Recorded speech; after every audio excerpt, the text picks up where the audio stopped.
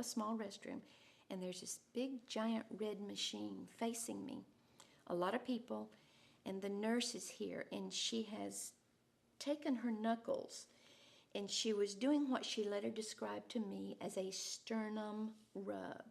Left bruises on my chest. But I can remember she was doing it, and I can remember feeling how much that hurt.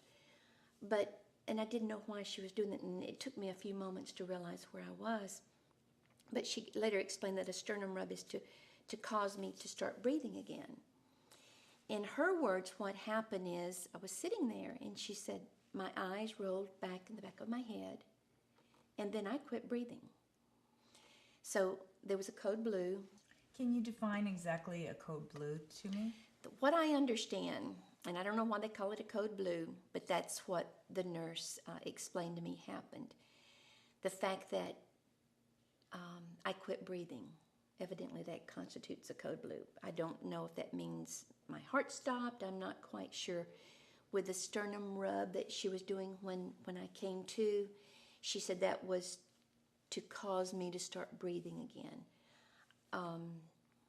The hospital wasn't very helppful during this entire time. In fact, following the code blue, and that's what the nurse called it, and that's what all of the other patients were referring to it as. Would you believe a hospital staff, they never discussed this with my husband? They never told him what happened. I had to tell him what had happened. It's almost as though they tried to say that either it didn't happen or it was insignificant. 4 o'clock in the afternoon, my therapist was putting me back in bed and putting me into this machine that for knee replacement they put you in what's called a continuous motion machine. And she was hooking me up, and one of the volunteers that work in the hospital is rolling her cart up and down the aisle with some snacks on it. And she comes in and she says, how about some snacks this afternoon? I said, well, it depends on what you've got. She says, well, I've got some cookies, and says, I have some Diet Crystal Light lemonade. And I looked at her and I said, you don't have Crystal Light lemonade on your cart. She says, oh, I do. I really do. I said, not Diet Crystal Light lemonade. She says, oh, I do. And she says, you don't have to worry about it. She says, because there's no sugar in it. So I'm looking at my therapist. Her name was Tina. I said,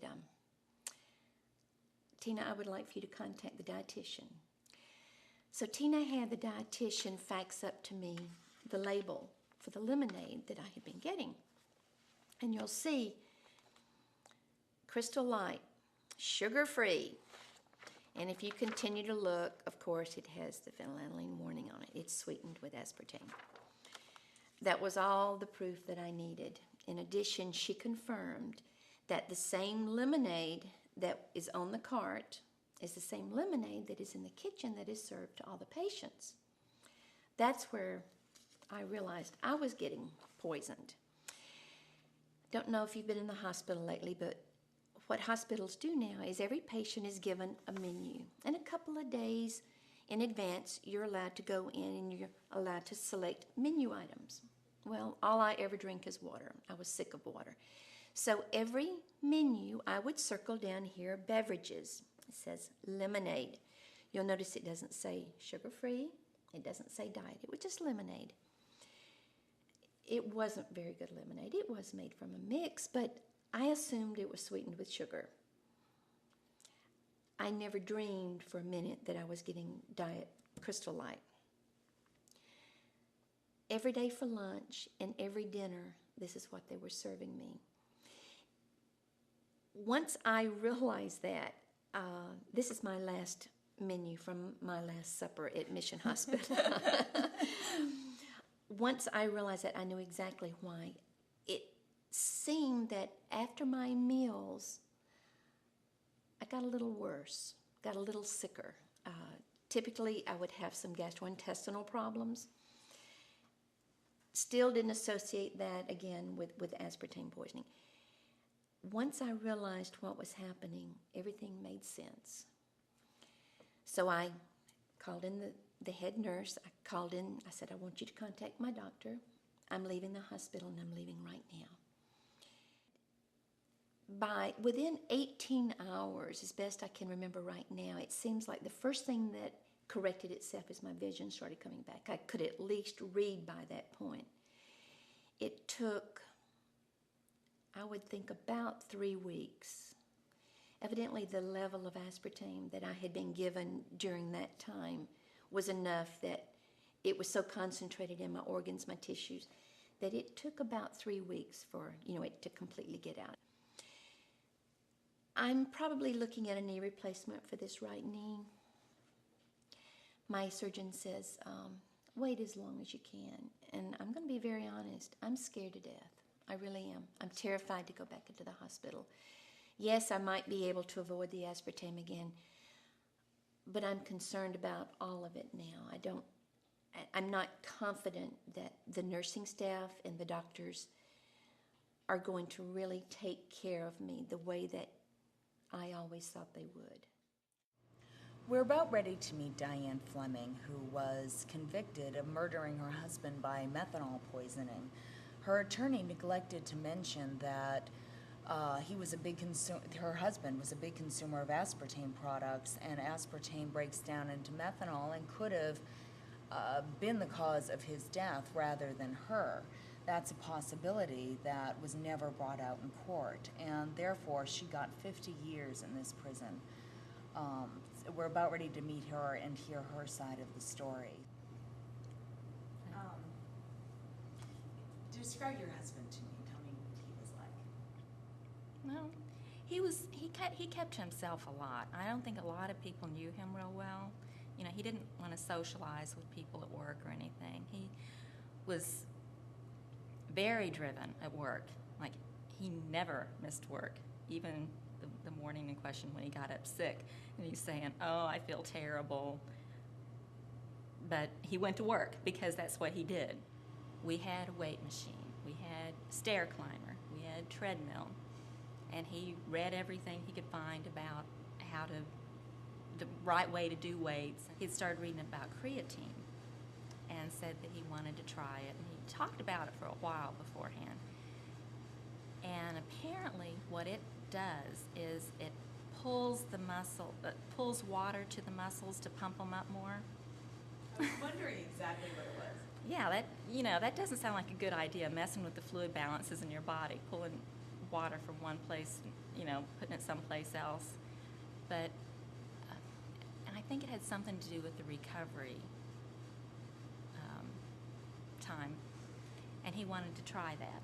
We picked up some Gatorade. He was trying to decide what to put it in because you could mix it in, they said water or fruit juice, but water probably wouldn't taste too good, and he didn't drink fruit juice.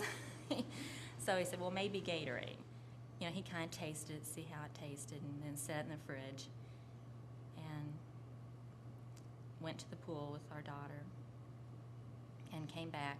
Well, then he played basketball from about 4 until 7 with the guys, mostly some guys from church. And they would meet at the middle school. And came back and drank that.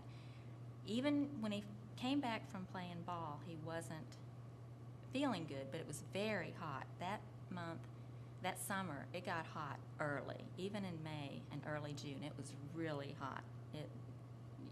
And he always felt lousy. Called an ambulance, and he was showing some signs of maybe being a little bit disoriented, but he was still talking and everything, answering the questions.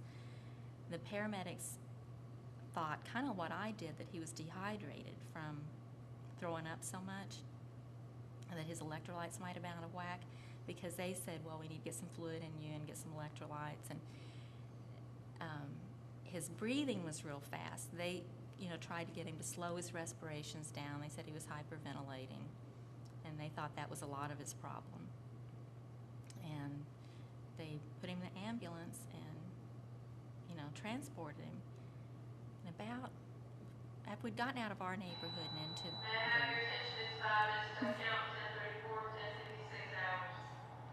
and through the other neighborhood, we were still kind of going on back roads, they turned the lights on, and that kind of scared me because there wasn't traffic.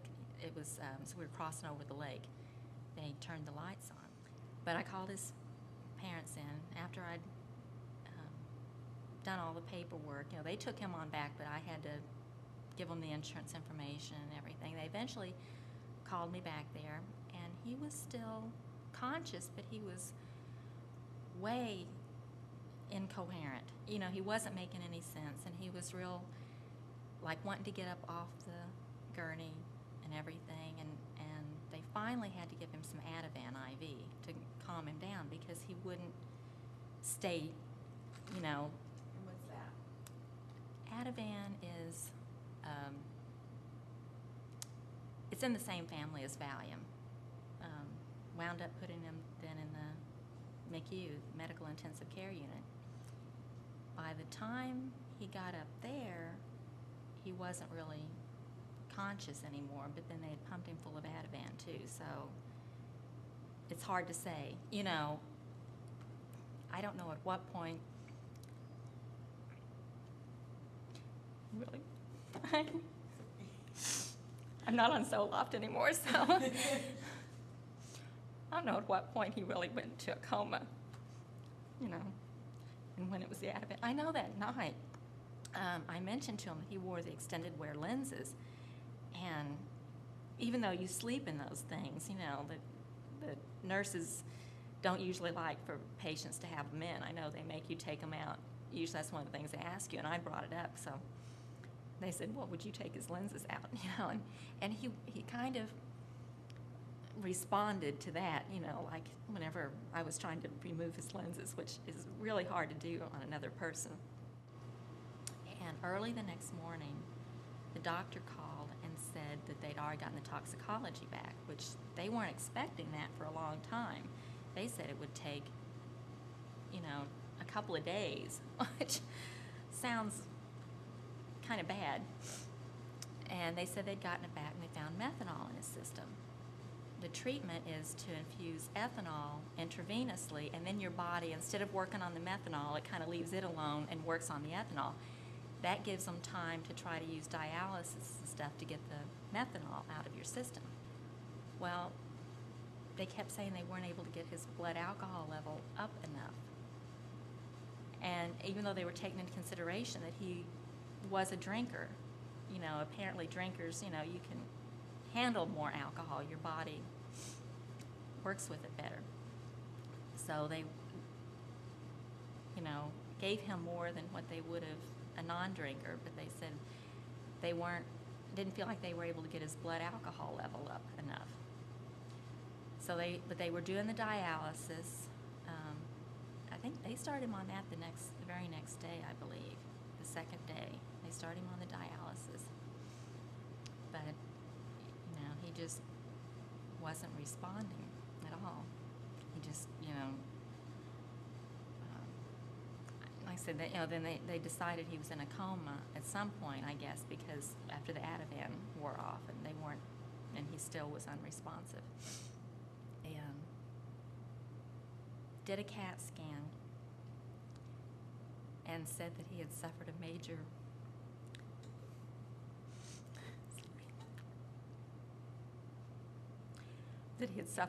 brain bleed. A brain bleed, and the size and location was such that